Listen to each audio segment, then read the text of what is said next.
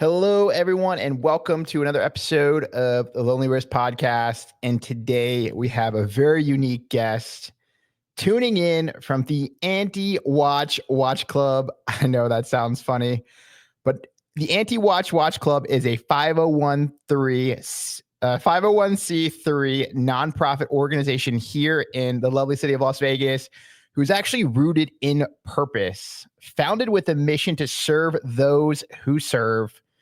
The AWWC is a veteran and first responder powered community that uses the symbol of the watch not as a luxury status marker, but as a bold expression of resilience, rebellion, and identity. More than just a club, the AWWC is a movement built by those who protect, for those who protect, and committed to honoring the service through storytelling, camaraderie, and authentic connection. Everyone, please welcome the head of business development and today's epic podcast guest, my buddy Cody Fite. What's up, brother? What's going on? I don't know if I can follow up to that intro, but truly, it's thank you, Blake, for allowing me to hop on your podcast. I basically listen to every single episode you do on my way into work or on my way home. Like this morning with I listened to with Skylar. Skylar? Yep. Yeah. That was a good one. That one. I was like, all right, like I can't wait for it. So truly, thank you. Humbled and honored to be on your guest. Thank you. Yeah, we let the gloves off for that one. We really did. I loved it. I really did love it. You know, like I guess not a lot of people are talking about all the stuff that happens in the back rooms of the watch industry, the back dealings. Like we felt like it was pretty important to make something kind of like that, you know? Oh, yeah. I mean, there's truth and transparency, and y'all really hit the nail on the head during that whole episode. So thank you. Yeah, we've got some more great guests coming up, obviously, including you. Let's please start off with you guys. Shift the spotlight here. Tell us about, I mean, I know it's hard to follow up. I did my best. But tell us the early days of Anti-Watch Watch Club. Like what does that mean as an insider? And tell us how it all got started. So I guess I'll go back in time. Tell the audience how we all started. So all of us kind of found ourselves in the Singing Owners Facebook group page.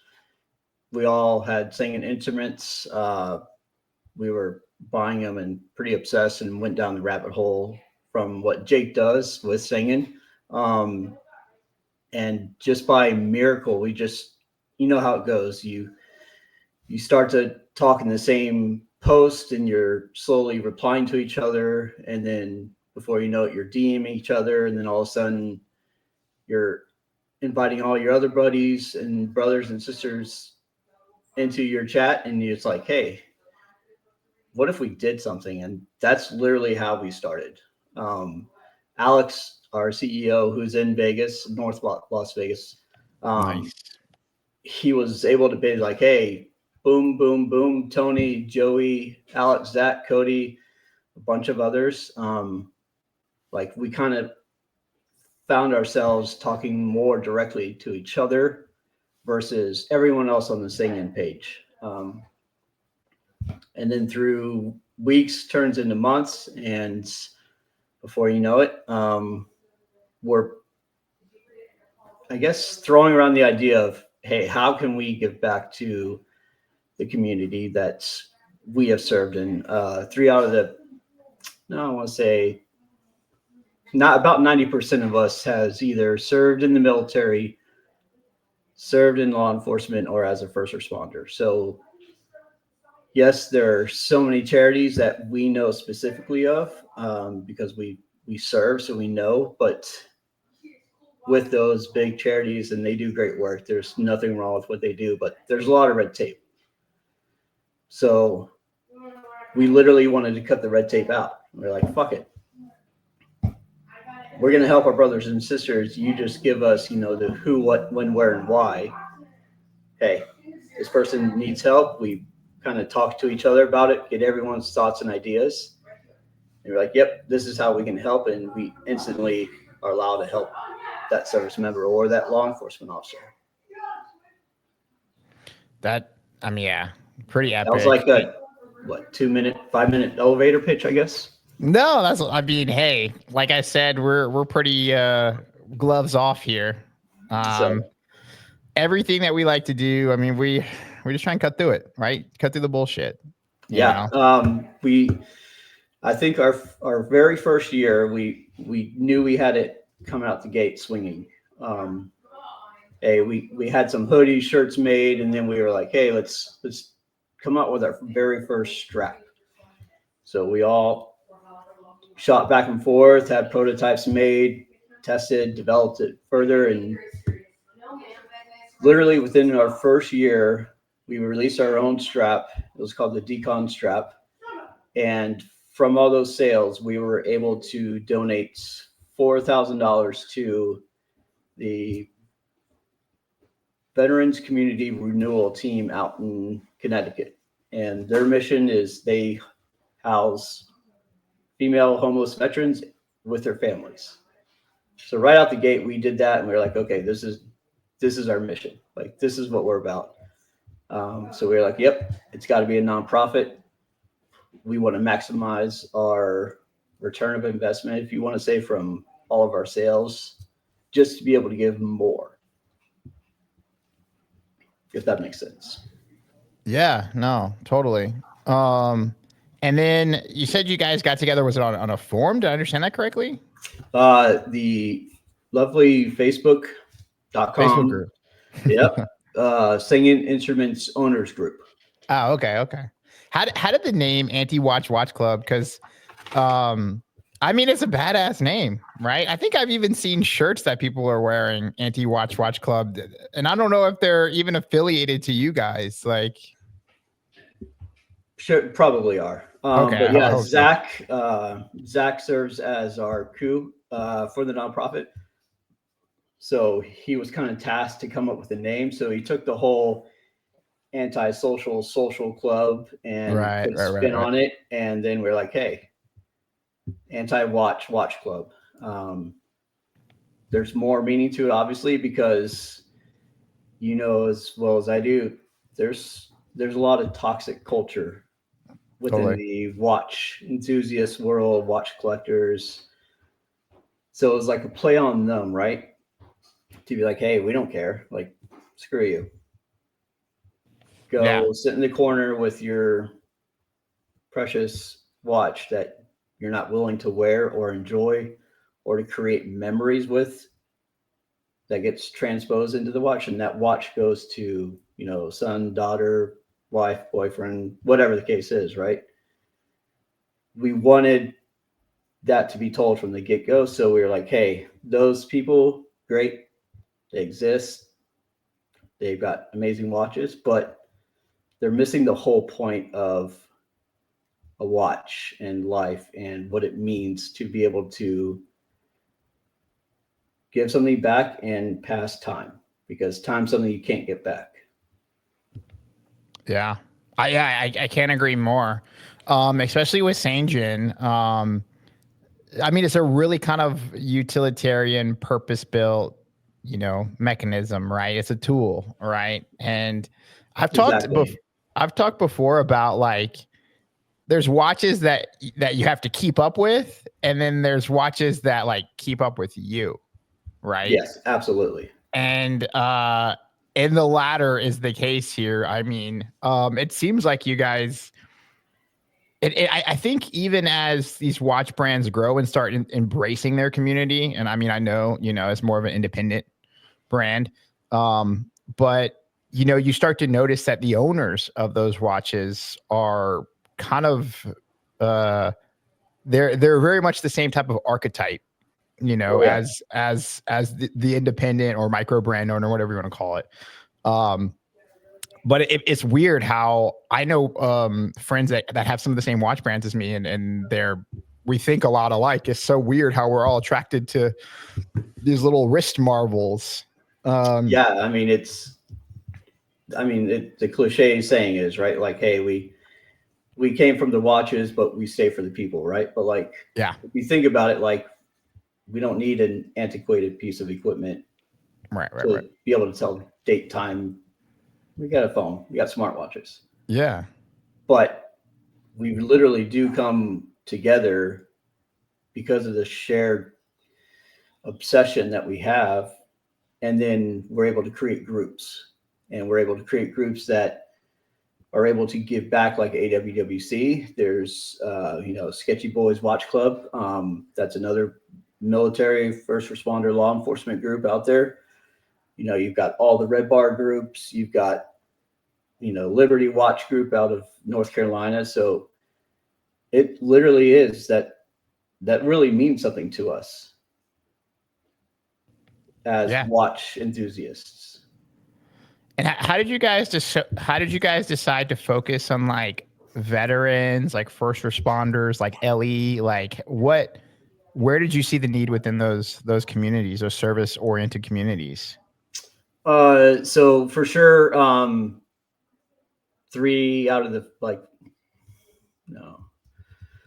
out of 8, 4 out of 9 of us founders, we were all active duty at some point in our lives. So I did 20 years in the Army. Tony did, 20 years as well between the United States Marine Corps and the Army. Alex, our CEO, he was Army as well. So we have so much of that direct connection to our military brothers and sisters. And then when Alex got out, he became a law enforcement officer. So now that's how we tied into law enforcement. There's a lot of charities that really focus on the veterans, and that's great. But the law enforcement and first responders kind of get taken care of, but not on a scale that we do as veterans. Right. So we really wanted to focus on law enforcement and first responders because they're doing this day in and day out. Whereas during my career, I'd go away for 6 months, come back for 6 months. So I'd have a good 6 months break, but our law enforcement, first responders, it's every single day. So we wanted to focus heavily on those core groups who protect us, because face it, if you're in need, you're going to call 911. Yeah. I don't care what you think or what you say on social media. You're going to call 911. Yeah. And you're going to want them to show up. So we felt it a duty and an obligation to really take care of them. So we started a program called the Blue Guardians program. Sorry, let me take a drink of my IPA. There you go. We have to full screen that.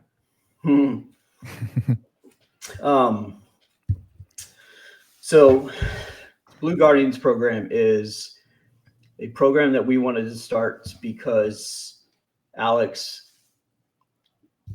he's a law enforcement officer, so he sees it every single day. So typical police recruit, they go through their training, they get qualified. Now you're a police officer.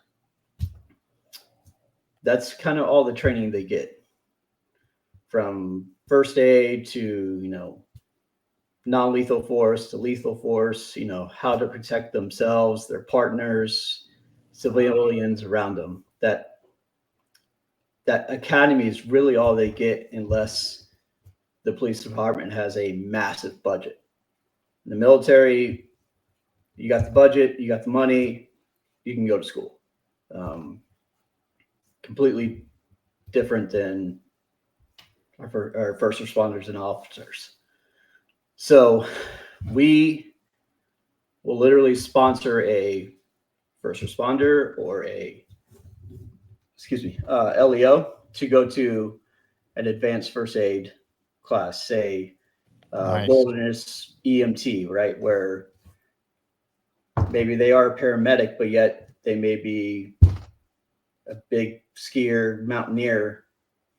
Well, wilderness EMT teaches very specific skills to enhance that EMT, but in a wilderness setting. Or we will sponsor police officers to join a mixed martial arts gym. And with that, they owe us reports, because we're not just going to pay for something and not see anything in return. Yeah. So, they send us photos, they post on social media, they tag us, that way it's people are seeing it, their friends and their officers are seeing it. And then now they're applying to the program where they might be able to advance themselves ahead of their peers. We'll have to link up kind of here off podcast because I actually have a friend that runs some CQB courses, which I mean, as I'm sure you're probably aware, is a big important role in the job. I mean, here you are in the streets of. I mean, if Alex, I think he's in Metro? Is he in Metro? Las Vegas Metro? Do you No, know? he's not. He's not Metro. He's Okay. he is a federal LEO. Oh, okay. Yeah. But Um, yep. So we partnered with GBRS Group out of Virginia Beach. oh, nice. DJ Cole. Their former dev group. So they put on their own course where it's anyone can attend, right? But Yeah. we've sponsored officers to go to those courses just because we want to better the officer and we know the standard that GBRS is going to teach and uphold. So, but yet we just enhance that officer's ability to protect himself, herself, or their partner, or you and I, if, God forbid that time ever came, right? What branch did you serve in? So I was in the Army. So Okay. from 2003 to 2023. I know this is kind of cliche too. I'm sure you guys are tired of hearing this, but I also appreciate your service. Thank you. Well, literally, thank you, because without your support, right, like it'll be a bad time for us. So thank you for supporting us. Thank you for also the care package that you sent me. Of course. The straps that I mean, I wish I probably should. It would be more appropriate for me to be wearing it right now. Okay. But man, those things work really well on my Speedy and my Seamaster, and Nice. I don't think that I've ever even taken it off my my Seamaster. It's like Nice. it fits perfectly. It's comfortable. So I'll have to. We'll make sure we plug these guys. And I'm curious. I'm sure there's probably a time in your past life, maybe as a service member, that made you think like, or gave you the first full circle moment to bring you into this mission you're doing now. I'm curious, maybe if you could touch on that. Yeah. So there's a lot of programs in the United States Army that are for immediate assistance of all sorts of types for service members. This is not sponsored by the DoD. I'm just speaking from no my sponsors own, here. No sponsors here, guys. I'm just speaking from my own experience dealing with them. So let's say you call me, right, and you're in dire financial needs. You're on your vacation, and you got 4 flat tires, baby screaming. You need to find a hotel, or you need funds, right? Because maybe you really don't make a lot when you start out in any military service. Okay, so let's say I'm your boss. You would call me like, "Hey, what's up, Blake? Cool, got it. Let me see what I can do for you." Us as leaders, that's when we start calling our resources and start coming up with solutions and answering their questions and providing them the required information in order for you to get these funds. So now, but the clock's already ticking, right? So then I have to get my bosses involved, and that's more time added that you're stuck on the road. So it's a process. I mean, it's great process, but we literally wanted to cut out that time period to the moment we receive a DM, text, email, or anything like that. We all kind of ping each other. Hey, this is what's going on. This, this guy's daughter's taken to the ER. can we provide them meals? Yep. Hey, here's, gift cards to provide that family meals in a matter of minutes, right? Versus the time it takes for you to explain the situation to me to start calling the bosses and start calling to resources and regurgitating what you told me to them, but it may not warrant like the need, right? Like they could be like, nope, sorry. Yeah. We wanted to cut that all out completely. Huh. So we've done everything from provide countless rides for veterans going from their place of residence to a VA clinic. We provided them, basic sanitary kits. We're very big on meals, like just Alex will go buy all these meals and just hand them out. Nice. Right. So much so that we even started our own scholarship fund with Jack Mason, with Peter. Oh, cool. Yep. So that's a good person to team up with. Yeah. That was our second launch collab that we did. We did our first one with Notice and Wes and Colin and their amazing team. And then totally. Our second collab was with Peter and his team. So, yep. So scholarship program it's growing. It's all set up financially and the accounts and all that stuff. So those who may have fallen, maybe that $100 lost their mother or father, they can apply and we can at least help them with some type of cost towards their education, right? Yeah. We can't cover everything, but something is better than nothing. Yeah. So we are super proud of that because this is only going on year 3 for us. That's crazy. So seems like you guys accomplished a lot in 3 years. You know, there's a lot of people that will listen that, you who are probably veterans themselves, right? Like you can't tell us no. Yeah. Like, you give us a problem, we'll solve it. That now that I'm actually I guess I'm absorbing this right now too, because we've talked briefly, and obviously doing a little bit of research for the pod, and then thinking back now that you've just literally dropped that bombshell. Working with, the VA is a nightmare. Working with the VA is a freaking nightmare. Working with any type of veteran oriented nonprofit. Yeah. Applications. And there literally is just so much freaking red tape. And a lot of times, based upon, my experience and a little context, I'm sure you probably know, actually, I don't know if I ever told this story on my podcast, but I told it on another person's podcast, but, August of last year, my dad, passed away and he was a vet. Truly sorry to hear that, first of all. Thank you. Yeah, I appreciate it. And so, as I was going through this whole process, I'm doing the estate, I'm dealing with my brother, I'm dealing with all of it, what's left of his assets, try to take care of the service, all this stuff. Somebody had mentioned to me, in this whole process that, if you're a veteran, the VA will cover, your service, right? Your cremation or, your memorial service or, whatever. Yep.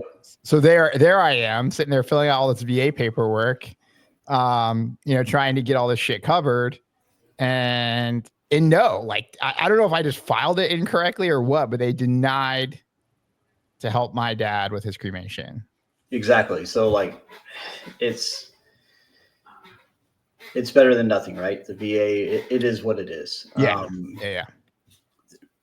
It's always going to be this way. But if there's something that, 9 dudes can do, 5 of it who really do it actively, if there's something that we can do, we're going to do it. Literally, we have sent just flowers and balloons and cards to, new fathers or new mothers who are posted in our Facebook group, with a, wrist shot with their newborn, like that's something, right? Like these people took the time and created that instant moment with that picture, that watch, that newborn, right? Like, and they're choosing to post it on our Facebook page. Like, it's That's truly so cool. humbling. Like, it's awesome, right? Like, you can't beat that. And so it sounds like you going guys back to VA, right? Like, it just goes back to, if there's something we can do, we want to do it to the best of our ability and to as much of it we can do for them. And whether it's a couple $1,000 or, hey, I just need like an Uber ride from my residence to the VA clinic, right? Like, okay, that's easy. Yeah, I was under the impression too that the VA was supposed to even take care of stuff like that, but I'm sure there's a huge process to even get involved or to get it like paid for. Yeah, it's just, and it's the states have their piece of the pie too, right? So the state, and then all of a sudden all the VA centers, they need their piece of the pie. So like, it is just, I don't know how many Ubers Alex has provided for, people just going to their appointments. Yeah. It's not even like a thought to us. You're like, yeah, duh. Like, if you've ever, you may or may not come to Vegas, but I know you're back out east, but going to the VA in Vegas. Last time I was in Vegas was like 2002. Oh wow, shit! It's been a while. Right. Like, it was a World Ducati weekend there. It might have been 2001.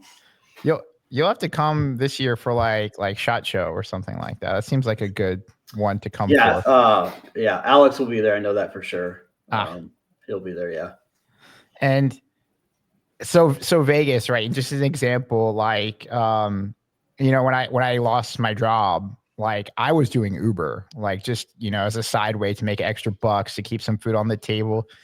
And going to the VA in Vegas is a freaking excursion. It's like 45 minutes outside the city, northwest Las Vegas, nowhere close to Vegas. And so, I'm picking up people and driving them there and then, taking people back. And that's like another 45-minute trip back. But, bringing this a little forward, you guys started the group based on, your shared passion for watches. Was there ever a concept to wrap it around something else? You can wrap a community like this not only around watches, but it seems like all of us are into the same stuff, like guns, cars, EDC stuff, instruments, tools, or was just the watch just the natural community to wrap it around? So anyone who's has any career, right? Like, everything is dictated by time, right? Totally. But like, you ask any military veteran or active duty service member, you ask them about time, it will literally give us like a full-blown panic attack, anxiety attack, or you don't even tell us like, hey, we're going to be late, or else like we will pop a blood vessel. It is that ingrained to us from a fairly early start in your branch of service. Hey, you will not be late. You'll be like 45 minutes early to the 45 minutes early to the 10 minutes early. So everything is dictated by time. So all of us, of course, wore watches. Seiko, Sengins, didn't matter. So that core antiquated piece of technology that we love is what brought us all together, because we all knew how important time was to us. And our experiences from across the seas, right? Like, hey, like time's everything. So that core piece brought us all together. That core piece keeps us all together, because time's the one thing you can't get back. That makes sense. And I can't give you any more time. And you time guys are is finite. giving away so much of it to the community as well. So like that's our passion. That's what drives us to be better for our community. So we're always looking to help out, and how can we help out more? So I think this year we have 5 more LEOs that are going to start courses in Q4. Nice. So, they're all across the states. It's not just Vegas. It's not just, Savannah, Georgia. It's not Virginia Beach. It's literally like a sheriff in Bozeman, Montana. If he wants to go to a course, just apply. Like, it's that easy. So now that you've flipped the script on, I think what we would call a traditional watch club, whatever that is. What are you guys trying beyond the mission? What are you guys trying to communicate to, your audience, the community? And it goes back, you and Skylar talked about it too, right? It doesn't matter what you're wearing. We literally just want you to rock whatever watch you have and use it to create memories. Yeah. Use it to create memories that can be passed on, so that when your daughter's walking down the aisle, or your son's waiting on the altar, or whatever the case may be, right? Like, they'll always remember, hey, I remember Dad wearing his Seamaster, his Bell and Ross, his Hublot for you, right? His Doxa, right? Like, there's key, and my kids do it, right? They know my watches. They know like which one I'm wearing, because they have their own watches. But there's memories already ingrained in them with my watches on. And those dings and scratches and chips, that tells a story. And that's a story that should be shared and enjoyed. I'm sure you guys inside the leadership team at AWWC have probably talked about maybe, legacy, right? Like, you just kind of touched on it with your family, but what does legacy mean, for a community like Anti-Watch Club? What type of impact, not only in the day-to-day lives, are you guys hoping to accomplish, but, for the culture at large? What is that?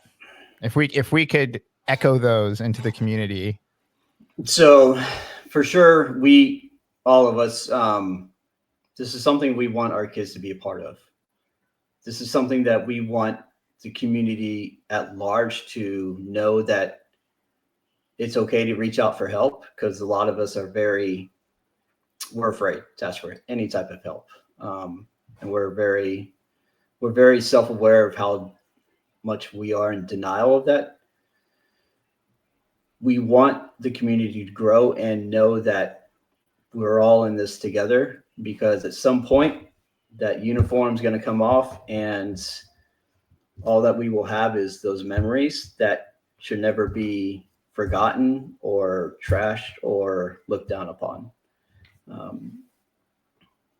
We just want to get back to people being people, right? Like Bill and Ted. You remember Bill and Ted's Excellent Adventure? Hell yeah, right? Of course. Be excellent to each other, right? Yeah.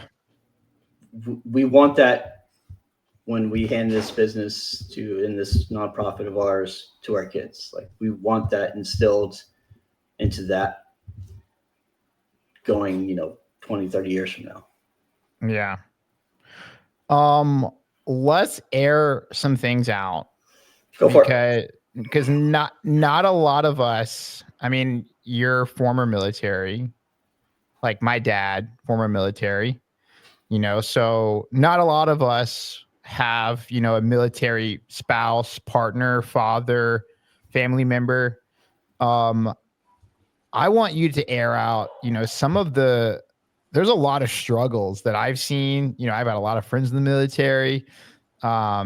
Not to mention transitioning back to civilian life is, I mean, probably more challenging than even joining the military itself. But what are some of the challenges and struggles that, you guys see among the veterans and first responder community? And I have a follow-up question for that, but so while we were in, that's your identity. That's all you know, right? I'll use myself for example. So, from 2005 to basically late 2014, like my life was 6 months gone, 6 months at home. But during that 6 months, I'm also gone for, 2 or 3 months out of that 6 months, and then back again for 6 months. And that's your identity. That's who you are. Like that's all you know. And then you move up in rank, or you move up, to different units, and that's your new identity, right? Like you're always serving and you're always doing something. And then all of a sudden when you retire or you get out, that's a big part of your identity, that especially for, 20 years, but even 3 years, like it's 3 years of your life. That's 3 years of your identity just gone. And you really don't, it's like what do I do? Like, I don't know what to do. I applied to so many jobs, like, cause I didn't know what I wanted to do. I knew my end game, like what I would love to do, but like, I didn't have a degree at first. Like when I got out, like, I don't know why I didn't, but neither here nor there. But you lose that camaraderie. You lose that team aspect where it's all about the team, not the individual. Whereas corporate America, right? Like it's all about Blake. It's all about Cody. Like, what you see? It's all about corporate profits. Exactly, right? Like, and your controllables, right? Like Cody managed his controllables better than you, Blake. Why is that? Yeah. Like it's so that team is completely gone as well, because now you're like, well, can't we all just work together? Where everyone else is like, nope. Where's the next ring on the ladder? Yeah. And then you were like, man,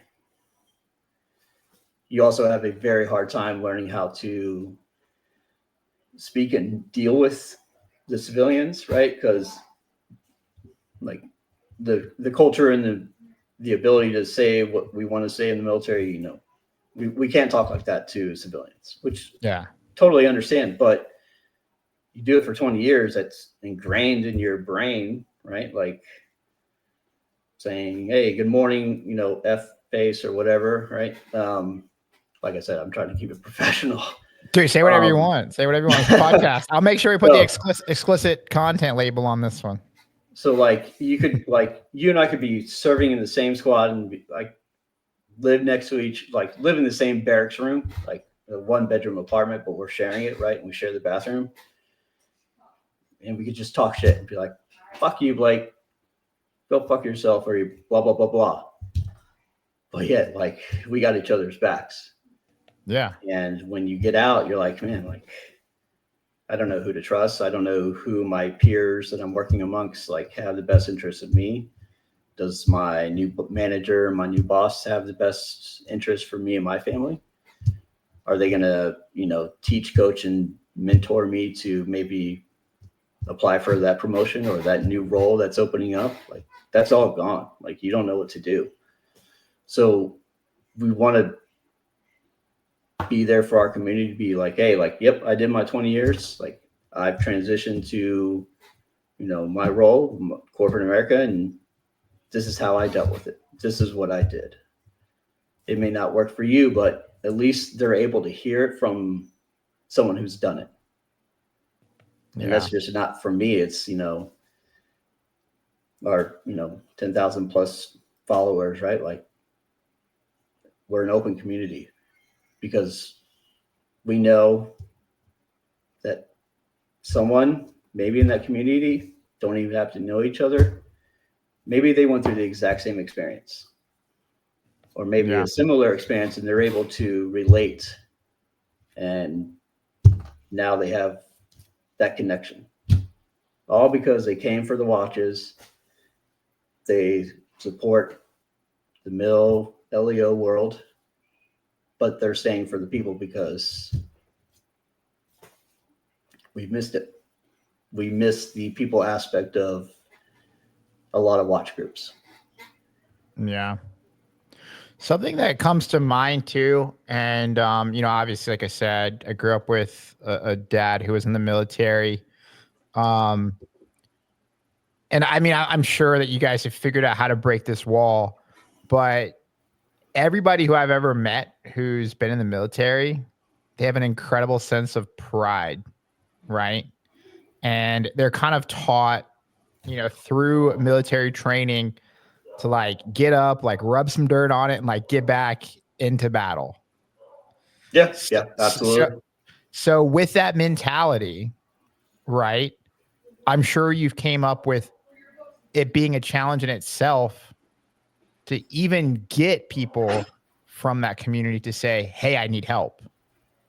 Oh yeah, it really is, right? Like we've all dealt with it. My personal experience, like I denied it for so long, and then towards the end, I was like, "Yep, something's not right." But luckily, like my wife is, she is my soulmate, my best friend, so she was the one that was started to recognize it. And she's a veteran herself, so like she's not afraid to call my bullshit out, right? That's what the whole Yeah. point of our soulmate is. They're our best friend. They'll call us out on our bullshit. She's like, you need fucking help. Yeah, you're probably right, babe. But not everyone has that. Not everyone has that exact same support system at home. They could be single, they could just be dating, whatever the case may be. But it's hard. But you have to be willing, and you have to put yourself out there first for them to see that, hey, so and so did it. So and so came out and said, like, yep, I've sought counseling, blah blah blah. This is how it helped me. I still go or not, but it all starts with that veteran who is willing to put their ego aside and be like, yep, I'm proud to say I'm getting help. I'm proud to say I am this much better because I sought help. So Yeah. it all starts with leaving the ego at the door. Be humble enough to know that if I don't speak up, if I don't lead, then may or may not help someone. But the moment they see someone step up with, they know like, hey, like, yep, he did his 3 years or 20 years in Marines, Navy, whatever the case is, but they're still able to see that that they are opening themselves up Yeah. to the ugly part. Step in the right direction. Yep. So that's we try and do that, and we're able to have DMs amongst ourselves and to our community. They can DM us all the time and say, hey, I'm going through a bad part. What's up, man? Yeah. And in your experience, not only, I mean, you talked about, training, right? You talked about even Uber here, there, meals, right? But in your experience, what do you feel is the most rewarding way to support the community? Is it like emotionally? I mean, have you guys, it seems like you guys are now starting to step into the creative space with watch brands. Like, what do you feel is the most rewarding way to support the community? For me personally, it's when we get that thank you, or that the person whoever we helped out, right? When they post a picture of our, hey, get well soon. Love you. Take care. We're here if you need us. When they post it, like, to me, that is the most rewarding aspect. Because we just significantly helped this individual during a maybe troubled time or a significant event in their life. That's what's rewarding for me, when they're like, yep, we did that. Like when we provided housing for female veterans and their families. Like, we did that just through Facebook, just through remote, just from a watch strap. That's our reward for us. Like, damn, like we did that. Like, wait a minute, like these dudes. I've never met Alex. I've never met Joy. He's in California. Really? Nope. Wow. Nope. I've never met Tony. He's in Virginia Beach. I have hung out with Zach several times. He's in, Connecticut, but we're all able to do that remotely through text message, emails, Teams. And then we see a massive ROI through a post on Facebook or Instagram, or in the case of, the veteran community renewal team, like we just help those individuals just by giving them a roof over their families' heads, or by sending this, firefighter to advanced rescue or high angle rescue class. That's rewarding to us. And that's what we want. Yeah. Yes, the likes and the follows are all great. Our watch collaborations, when they sell out, that's all awesome and stuff. But our reward is like when we see ROI just by the feedback that they're giving us and by posting. Yeah. It sounds like you guys are really kind of peeling back the curtains on the philanthropy. Are there any brands or maybe even people out there that like you look to as maybe like inspiring your form of philanthropy? Yeah, I mean, oh man, there's a lot. So me personally, Sean Ryan, right? Like his podcast, I'm a huge fan of what he has done and the layers of the onion he has peeled back. He's not afraid to call it bullshit either. We just want to be like him in the fact of our outreach and our ability to say, like, hey, he's not the only one, or she's not the only one.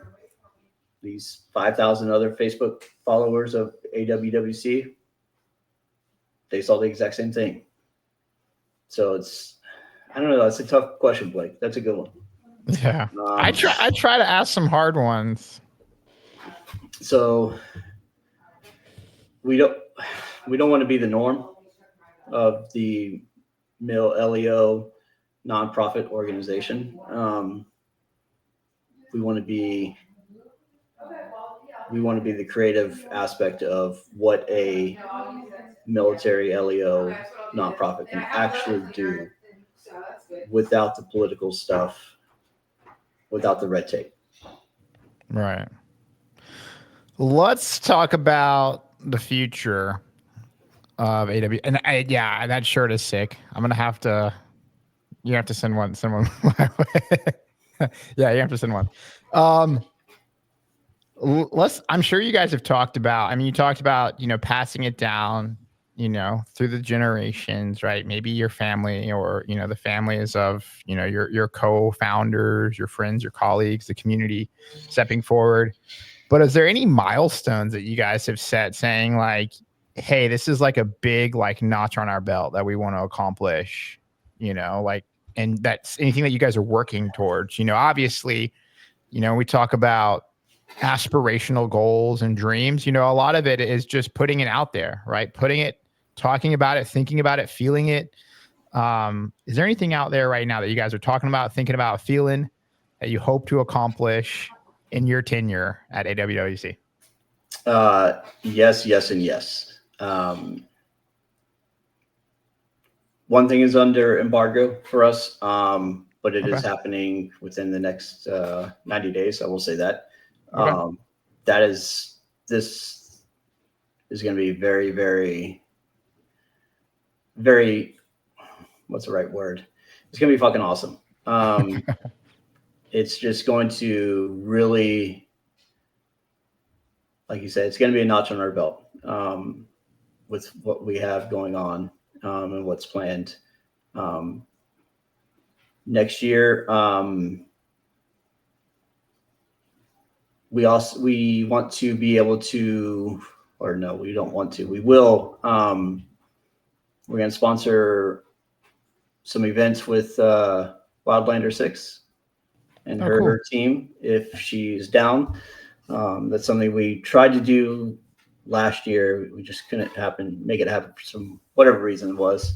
But I don't know. We take it quarter by quarter, like fiscal year by fiscal year, and it's not easy, especially being remote across several different time zones.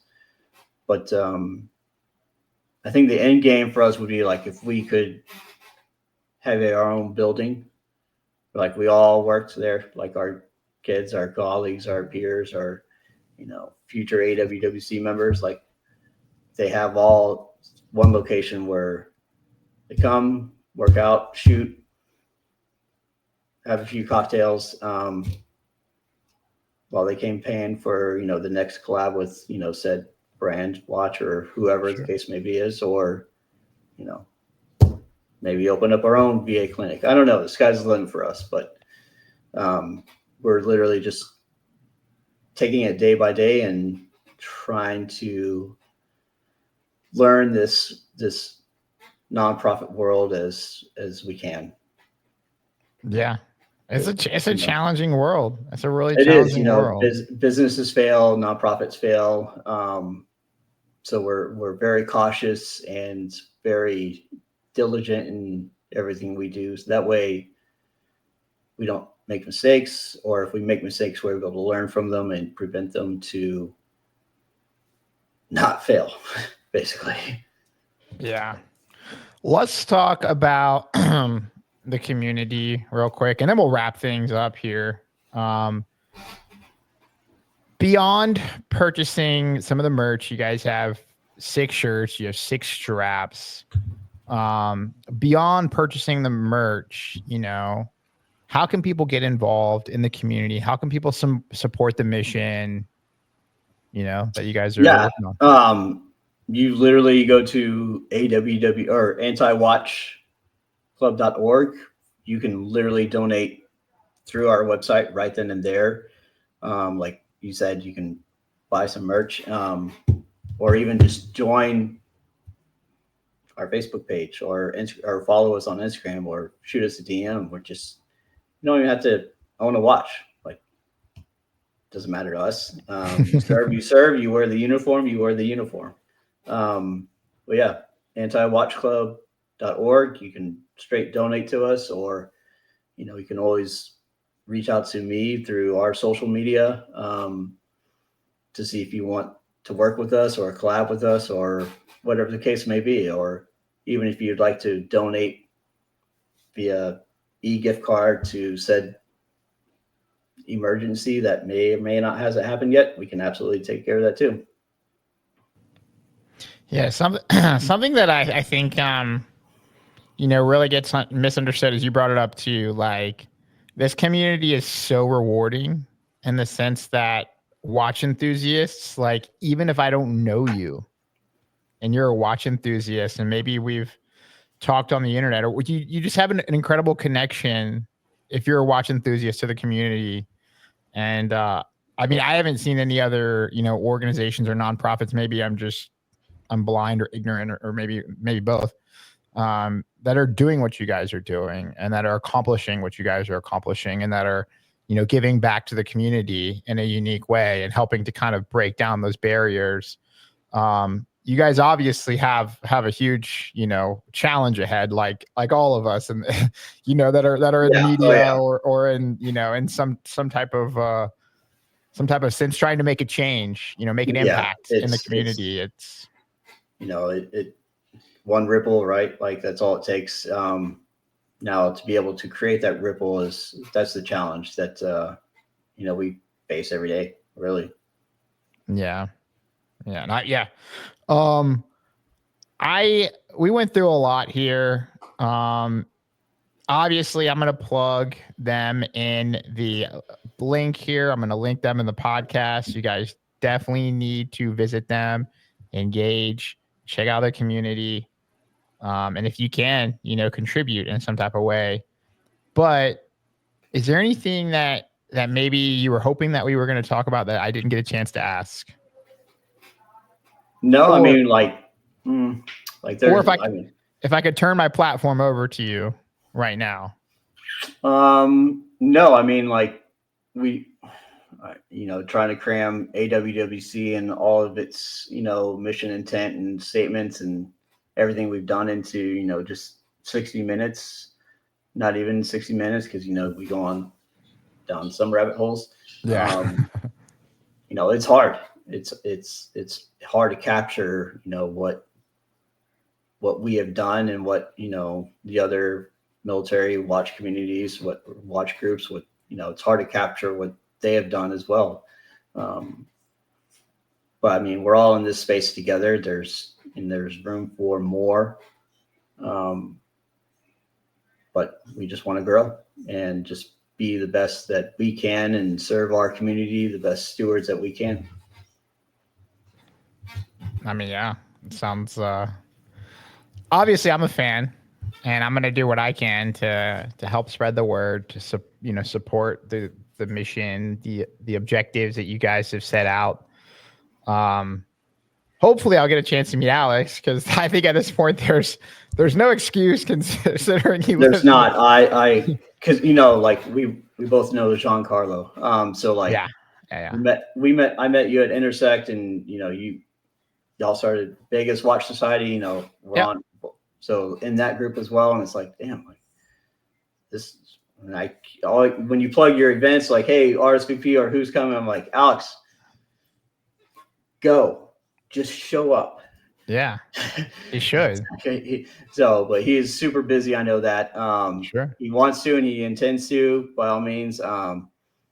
He's a very, very busy person, though, just like we all are, obviously. But yeah, I'm gonna force him to meet you. We have a bunch of like military in our community. One of our newest members, I'm sure you've probably seen him in the chat. I mean, he's a fighter pilot. And I guess when he's not flying fighter jets, he's flying Delta jets. So, and just seeing some of he showed up this last event, with like all of his like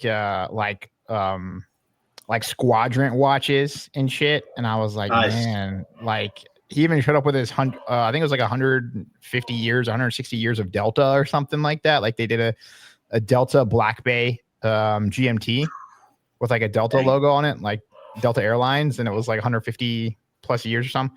But man, I mean, just seeing all of his, I mean, a lot of them are Breitlings, you know, he's got some, I think, AWWCs and stuff like that. So we were kind of talking, and it's really cool how, like everybody, it doesn't matter what walk of the world you're from, everybody appreciates, time differently, and everybody looks at time differently, and everybody, appreciates watches differently, and that's something that I've come to learn through this outlet, just having these discussions. My watches mean something different to everybody, and absolutely. And that's what I love, because we all love him, and we're all passionate in our own different ways, but it all brings us together. It really does. And like, we've all talked about it, like either on your podcast or amongst friends, right? Like I've got a $55 Casio Super Luminar in my room, right? Mm-hmm. Bought it off eBay. That's the coolest fucking watch. Like the lume on it, like it's crazy, right? I've got a Pepsi dial Duro, right? Like I paid like $58 for that one on eBay. Like it doesn't matter. Like we all love this passion of watches the same. Yeah. Some of us maybe more than others, and some of us maybe less. But we're all glued to it. You've said your number of collection of watches that you have. I'm just like, I don't even know like how you can even keep up with the amount of watches you have. I don't. I get a lot of press. I get a lot of press watches too. So like, in a weird like, how do you do that? Like, I don't know. I fall into the, like, I wear either like one or two watches, and I was like, man, like, I can't get rid of that one. I can't get rid of this one because of sentimental reasons. Sure. I can't get rid of that one because I actually really like it, but damn it. Like, okay, I'm stuck. Like, Yeah. yeah, like with the year collection, it's like, man, like, I don't even know, like, what you'd wear a different watch every single hour and be just fine. Yeah. I've been consolidating a lot. Because a lot of these watches I've started to realize that it's just hoarding at this point. So I think recently I've parted with maybe like 50 or 60 watches. Like I've consolidated, I've purged a ton. And now that I work, I don't even know how many watch brands I work with at this point. When I say work with, I say I'm not I'm not on any payroll or anything from anybody. But when I say work with, I mean like collaborate, discuss, talk to, a lot of times, I like the autonomy, right? I don't think I've ever even talked about this, but I talk about what I want to talk about and I do what I want to do, Yeah. There's never, there's like you said, there's truth and transparency. Yeah. And no brand has ever reached out to me and said, "Hey, Blake, do a review on this watch." And if they did, I'd probably be like, "Yeah, go fuck yourself," Yep. Well, so before we go, like, what is on your radar? This is not my watch, but since it is on loaner, I just can't take it off. I mean, make it full screen. Oh, yeah, you posted that. Yeah, that's sick. Yeah.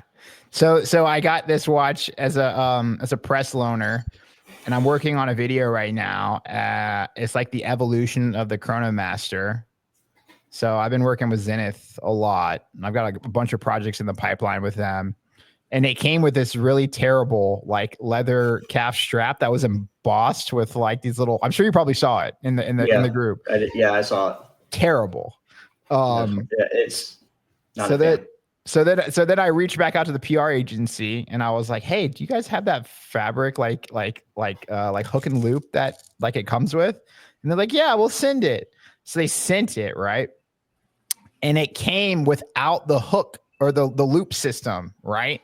So I'm like, fuck, I can't even wear this, right?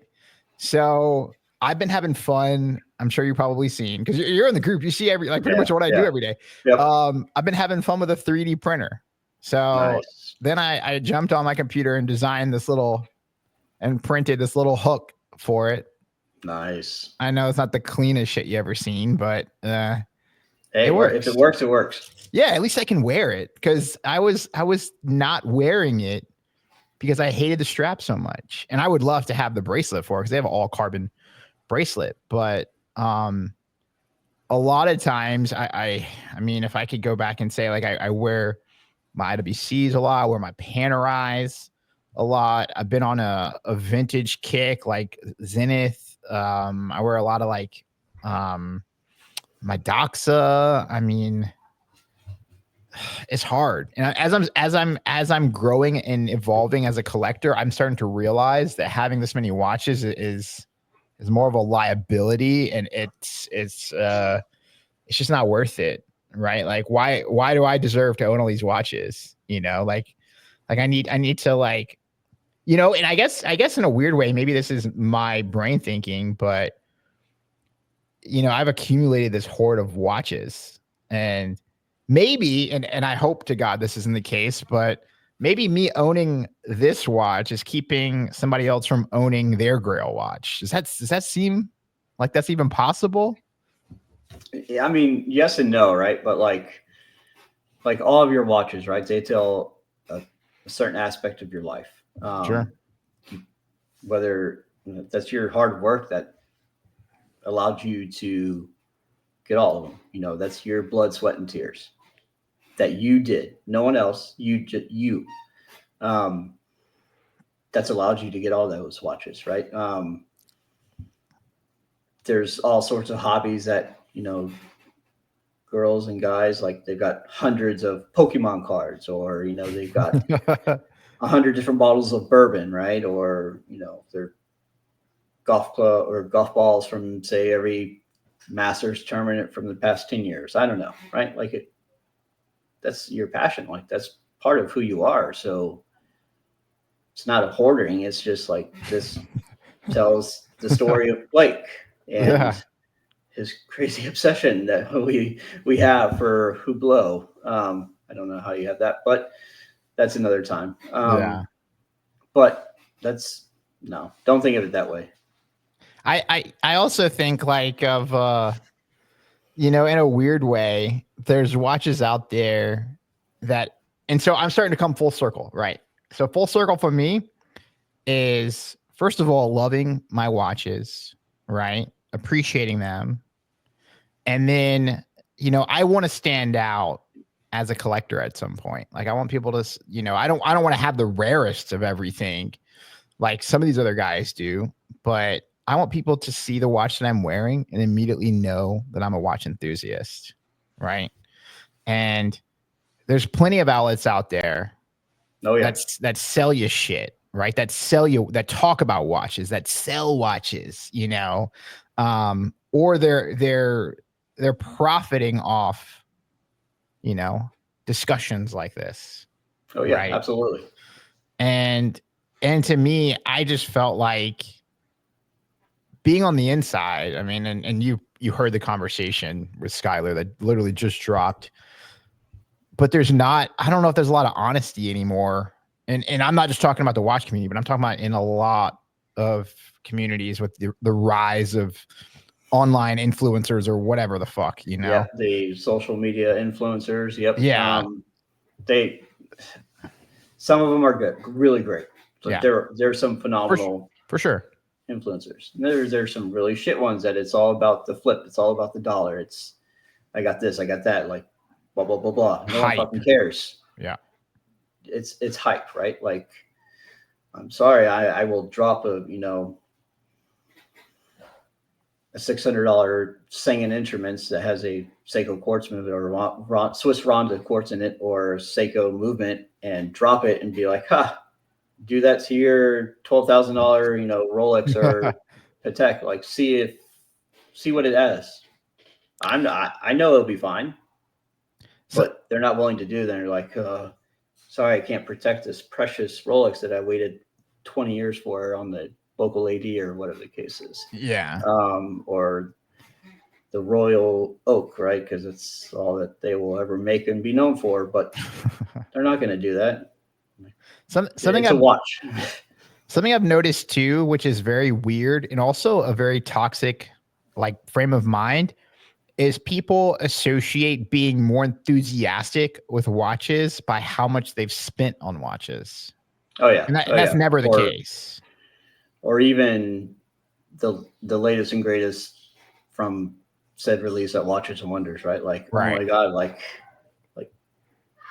there's so many watch brands that do watch releases that are not covered that will outperform, are better made, more tech, right? Like they're the ones that are advancing with watch technology, right? Like, but yet the shining light is on, the Holy Trinity.